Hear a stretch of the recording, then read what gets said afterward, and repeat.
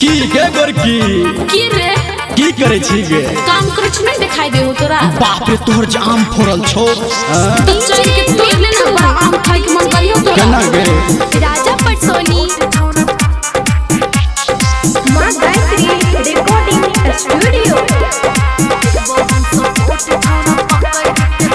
हेगे भगेलो मजहर छौरी टुकला से आम गए महुआ झर छौ तोहर गिरे छौ लताम गे भगेलो मजहर छौरी टुकला से आम गे महुआ झर छौ तोहर गिरे छौ लताम गे लाते के तोड़ ले चाहरी के तोड़ ले चल चल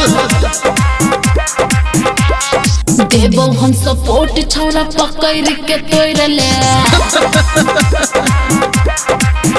हेगे भगेलो मजहर छौरी टुकला से आम गे महुआ झर छौ तोहर गिरे छौ लताम गे लाते के तोड़ ले चाहरी के तोड़ ले। अच्छा देबो हम सपोर्ट छौरा पकड़ के तोड़ ले। पकड़ो दे न तकने डीजे अभी आप सुन रहे हैं धर्मेंद्र पटसोनी निर्मलिया को।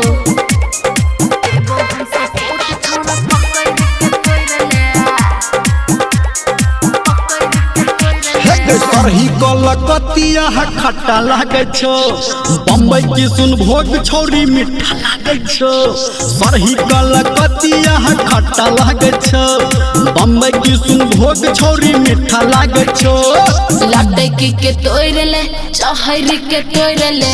अखने देबो हम सपोर्ट छौरा पकड़ के तोड़ ले।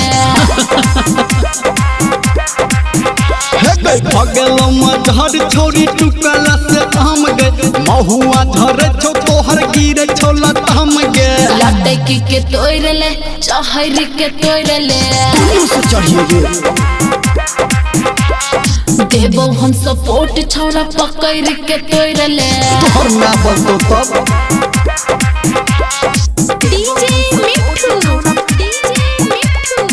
राजा पटसोनी।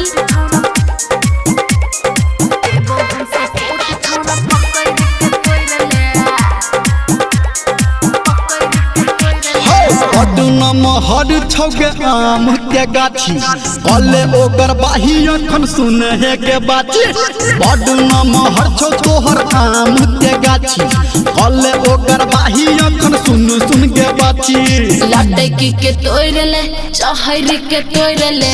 चल जाइए देबो हम सपोर्ट छौरा पकड़ के तोड़ ले। गाछे बर नंबर छौ हेगे भगेलो मजहर छौरी टुकला से आम गे महुआ झरे छौ तोहर गिरे छौ लताम गे लाते के तोड़ ले चाहरी के तोड़ ले। चल ठीक छै देबो हम सपोर्ट छौरा पकड़ के तोड़ ले। चल जाइए ना